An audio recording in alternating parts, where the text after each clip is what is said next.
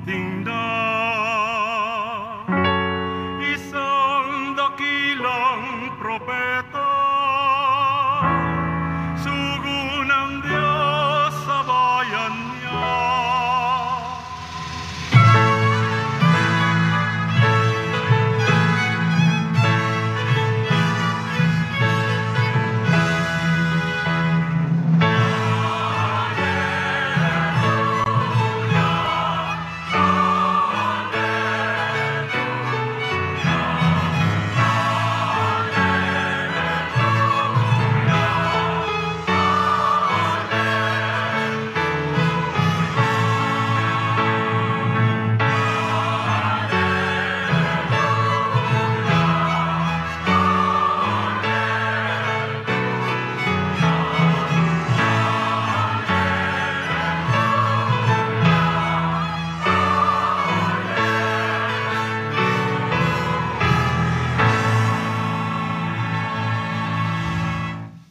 Sumainyo ang Panginoon.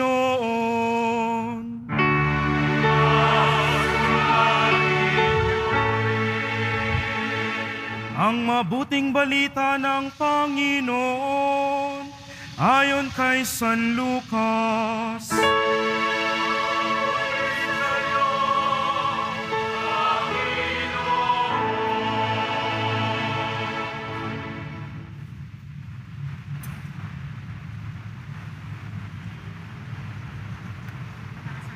Noong panahong iyon, pumunta si Jesus sa isang bayang tinatawag na Nain. Sumama sa kanya ang kanyang mga alagad at ang napakaraming tao. Nang malapit na siya sa pintuan ng bayan, nasa lubong niya ang libing ng isang kaisa-isang anak na lalaki ng isang babaeng balo. Marami ang nakikipaglibing. Nahabag ang Panginoon nang makita ang ina ng namatay at sinabi sa kanya, "Huwag kang tumangis." Lumapit siya at hinipo ang kinalalagyan ng patay at tumigil naman ang mga may dala nito. Sinabi niya, "Binata, bumangon ka." Naupo ito at nagsalita at siya'y ibinigay ni Jesus sa kanyang ina. Sinidla ng takot ang lahat at sila'y nagpuri sa Diyos. Sabi nila, "Dumating sa atin ang isang dakilang propeta, nilingap ng Diyos ang kanyang bayan, at kumalat sa buong Judea at sa palibot na lupain ang balitang ito tungkol sa kanya." Ang mabuting balita ng Panginoon.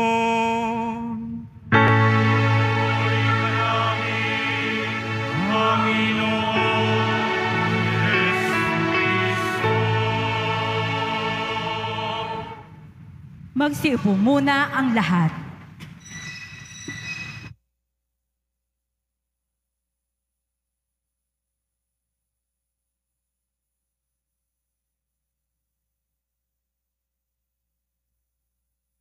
Your Excellencies, the Reverend Fathers, brothers and sisters in consecrated life, brothers and sisters by baptism. Hindi po ako naniniwala sa manghuhula katulad ng nasa labas ng simbahan ng Quiapo. Pero naniniwala po ako sa tadhana. Naniniwala ako sa tadhana na ang ibig sabihin ay bago pa natin mabatid, ay matagal nang naitakda ng Diyos. Naniniwala ako sa tadhana na nang binyagan ng noon ay Father Ramon Arguelles, ang Rufino Sescon Jr., ay alam na ng Diyos, bagamat hindi natin alam, na siya ay magiging pari at magiging rektor at kura paroko ng Quiapo. Ang tawag po doon ay tadhana. Subalit sa paglipas ng panahon, nakikita natin na hindi naman pala kagulat-gulat sapagkat sa loob ng kanyang pangalang tinanggap ng binyagan, ay naroon at nakaguhit ang tadhana na itinakda ng Diyos. Ang pangalan po ni Father June ay Rufino, kasi si Daddy Rufing ay junior ng kanyang tatay. Ang Rufino po ay galing sa Rufus. At ang Rufus ay Old Italian para sa red, para sa pula. Sa katunayan, sa Old Testament, yun pong sinabing salita tungkol kay Haring David nung siya'y bata pa.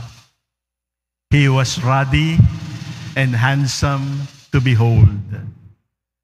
Ang ibig sabihin po ng ruddy and handsome ay gwapo na mamula-mula ang pisngi. Ganoon ang description kay Haring David. At si Father June, ang pangalan niya ay Rufino, na galing sa Rufus, na galing sa pula, na galing sa mamula-mula. Di natin nakita na si Father June ay nag-aral sa Letran na Dugong Arriba. At pagkatapos ay nag-aral sa San Carlos, dala-dala ang pula ng Kardinal ng Milan na Carlos Borromeo. At pagkatapos ay tumira sa Villa San Miguel at pula ang kulay namin sa Villa San Miguel sapagkat kardinal ang nakatira doon.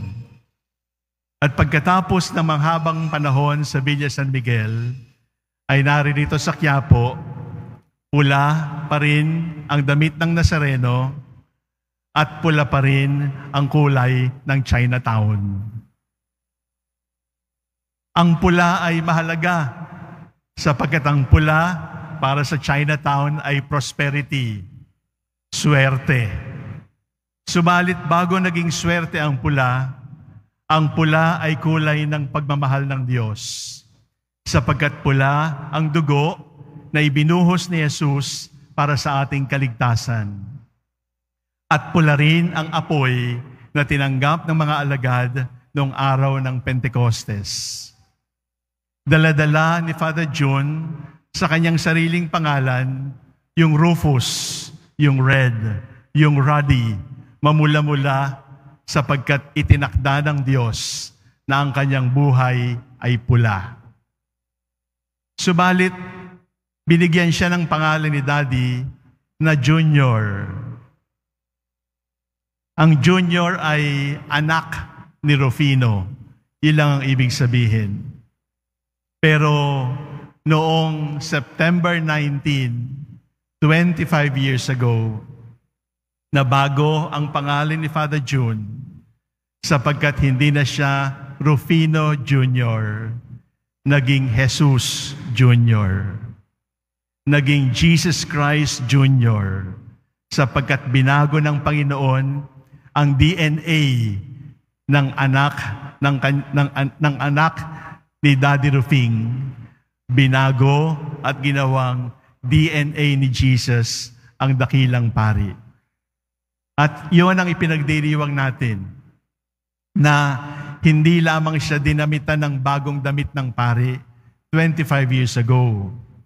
Hindi lamang basta pwede na siyang magsabi ng mga salita ng pari, kundi sa kaloob-looban, sa kaibuturan ng kanyang puso, sa kanyang kaluluwa, ay binago ng Diyos ang kanyang pagkatao at ginawa siyang pari at ang kanyang pagkapari ay magpakailanman.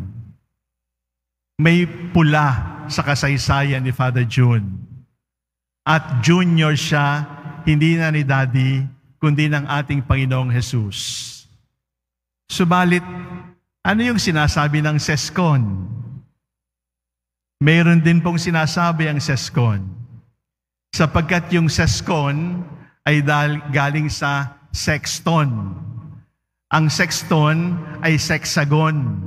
Ang sexagon ay anim na guhit para gumawa ng isang hugis. Sexagon o kaya hexagon is a geometric figure with 6 sides. Ano ang kahulugan ng 6 para kay Father June? Hindi ba? Kailan ginawa ang tao? On the 6th day. Ang ibig sabihin, pagkatapos ng 6th day, dumating ang araw ng Panginoon.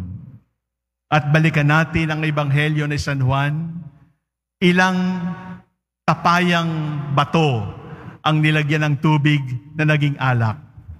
There were 6 stone water jars. 6. Hindi ho 666. Iba yon. Pero yung 6 ay prelude to 7. Yung 6 ay prelude to the Lord's Day. Yung 6 stone water jars ay prelude to a great miracle about to unfold. Ang ibig sabihin, dala-dala ni Father June sa kanyang pagkatao na siya ay tagapaghanda lamang sa pagdating ng Lord's Day.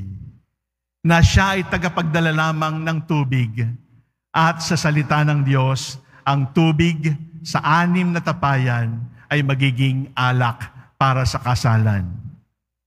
Ito ang tadhana. Tadhana na isinilang siya bilang pula. Pula ng Espiritu Santo, pula ng dugo ng pagmamahal, at pula ng swerte sa mga Chinoy. Ito yung kanyang daladala. Dati junior ng kanyang tatay, ngayon ay junior na ng Panginoon. Ito ang kanyang daladala. 6 sa kanyang pangalan. Sapagkat sa 6th day, hinatid tayo sa Lord's Day. Sapagkat sa 6 stone water jars, ay hinatid tayo sa 6 jars of overflowing wine. Bakit ko inilalahad sa inyo ang tadhana na sa wari ko ay isinulat ng Diyos simula't simula pa ang panahon? Kasi po, habang nagpapasalamat si Father June sa kanyang pagkapari, hindi ba kung tutuusin, lahat naman tayo pwedeng bigyan ng pangalang Rufino Sescon Jr. Na tayong lahat ay sinilang mula sa dugo ng tagilirang sinibat ng Panginoon, sinibat ng sundalo, sinibat sa tagiliran ng Panginoon. Di ba tayong lahat ay sinilang mula sa pulang apoy ng Espiritu Santo? At tayo namang lahat, kung mayroon tayong pula na pag-asenso at pag-unlad, ay dahil din sa awa ng Diyos. At hindi lamang junior si Father June dahil siya'y pare, sapagkat tayong lahat ay alter Christus din, sapagkat tayo ay bininyagan. At tayong lahat, kahit anong gawin natin, hindi tayo magiging 7, sapagkat kulang tayo palagi sa pagiging 7, sapagkat tayong lahat ay nangangailangan ng pang-7 ang Diyos. Na tayong lahat ay nangangailangan ng pang-7. Tubig lang ang kaya nating gawin, subalit alak ang kayang gawing himala ng ating Panginoong Hesukristo. Ang kwentong buhay ni Father June bilang pari ay kwentong buhay din para sa ating lahat. At minamahal na Father June, salamat sa pula ng dugong handog mo sa Panginoon. Salamat sa pula ng pag-ibig mo sa Diyos, sa bayan at sa simbahan. Salamat sa pula sa pagiging pastol, kapatid ng bayan ng Diyos dito sa Quiapo, dito sa Chinatown. Salamat sa iyong pagtanggap na palitan ng Diyos ang iyong pagkatao upang si Kristo na ang kikilos sa iyo at hindi na ang anak ng iyong mga magulang. Salamat sa pagiging anim para sa amin. Sapagkat sa pagiging anim mo, alam namin, darating at darating ang pang-7, ang araw ng Panginoon, ang pagbabago ng tubig upang maging alak, sapagkat marami pang himala ang naghihintay dahil sa iyong pagkapari. Father June, maraming salamat. Hihintayin namin ang marami pang taon ng paglilingkod. At sana, tuwing maaalala ka namin, maaalala din namin na kami man ay pula, Maalala namin na kami man ay junior lamang ng Diyos. Maalala namin na kaming lahat ay tagapaghanda sa pang-7 araw, ang araw ng Panginoon. Father June, maraming salamat. Yakapin ka ng Panginoong Diyos at wag nawang mawalay ka sa kanyang mahigpit na yakap. Amen.